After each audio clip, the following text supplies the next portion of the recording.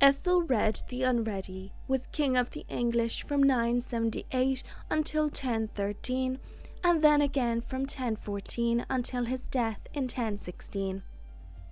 He was born in 966 to King Edgar and Queen Ælfryth, Edgar's third wife.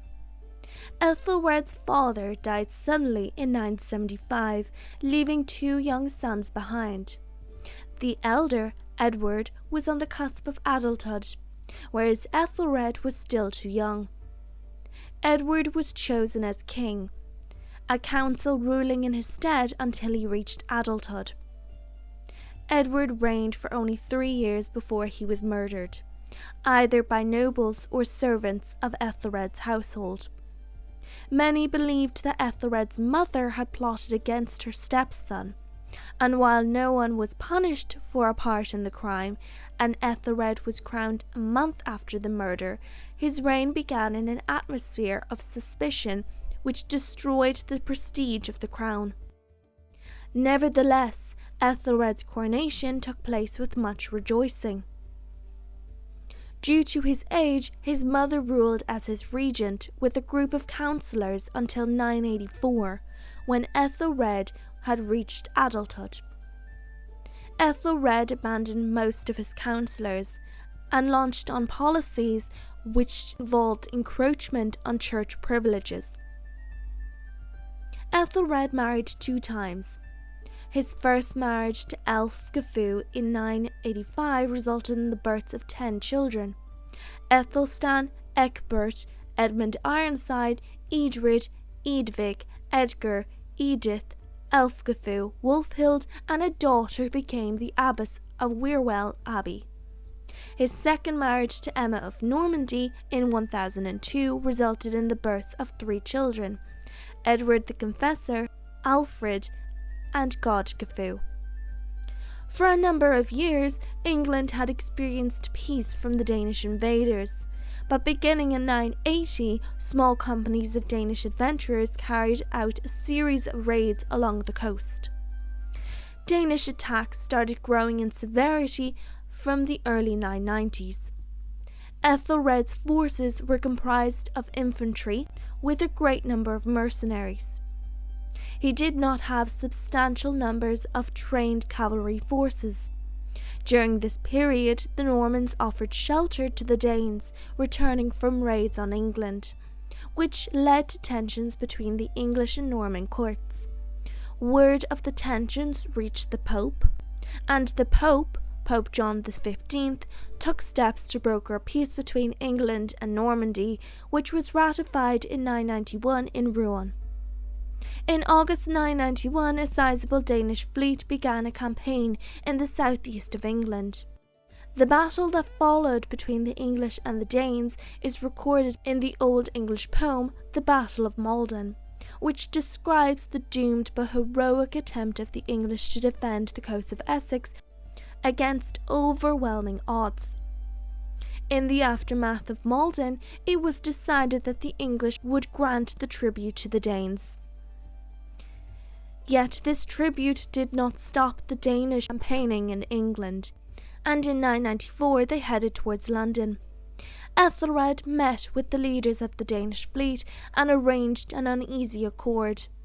A treaty was signed that provided for seemingly civilized arrangements between the then settled Danish companies and the English government.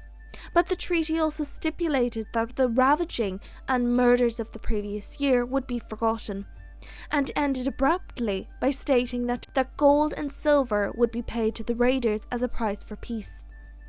In 994, Olaf Tryggvason, a Norwegian prince, was confirmed as Christian in a ceremony with King Æthelred as his sponsor. Olaf promised that he would never come back to England in hostility. Olaf then left England for Norway and never returned. In 997, Danish raids began again. Each time the Danes raided, Æthelred would pay for them to stop. But this did little to help. On the 13th of November 1002, Æthelred ordered the deaths of all Danish men in England to take place. Gunhilda, sister of Sweyn Forkbeard, King of Denmark, was said to have been among the victims. It is likely that Sweyn Forkbeard wanted to avenge his sister, and this was a primary motivation for Sweyn's invasion of Western England the following year. In 1004, Sweyn was in England and began his invasion.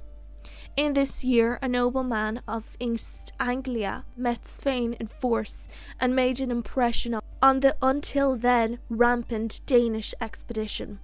Though the English were defeated at this battle, he caused the Danes heavy losses and was nearly able to destroy their ships. The Danish army left England for Denmark in 1005. For the next 3 years, England was free from attack. But this would not last. In 1008, the government created a new fleet of warships, but was weakened when one of the commanders became a pirate, and the king and his council decided not to risk it in a general action. The Danish army of 1009 was the most formidable force to invade England since Æthelred became king. It harried England until it was bought off in April 1012. Sweyn then launched an invasion in 1013, intending to crown himself King of England. By the end of that year, the English resistance had collapsed and Sweyn had conquered the country, forcing Æthelred into exile in Normandy. But the situation changed suddenly when Sweyn died on the 3rd of February 1014. Sweyn's forces swore allegiance to his son, Canute, but leading English noblemen restored Æthelred to the throne. Æthelred launched an expedition against Canute. Æthelred first set out to recapture London, apparently with the help of Olaf Haraldsson. Olaf led a successful attack on London Bridge with a fleet of ships. He then went on to help Æthelred retake London and other parts of the country. Canute and his army decided to withdraw from England in April 1014, leaving their English allies to suffer Æthelred's revenge. In 1016, Olaf left to concentrate his efforts on Western Europe, and Canute returned to England. Æthelred's son, Edmund Ironside, revolted against his father and established himself in the north.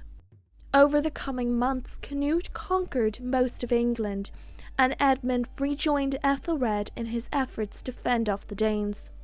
On the 23rd of April 1016, King Æthelred died.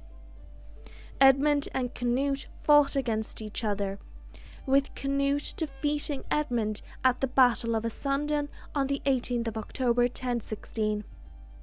The two men agreed to divide England, with Edmund taking Wessex and Canute the rest of England. However, when Edmund died on the 30th of November, Canute took over England as its king.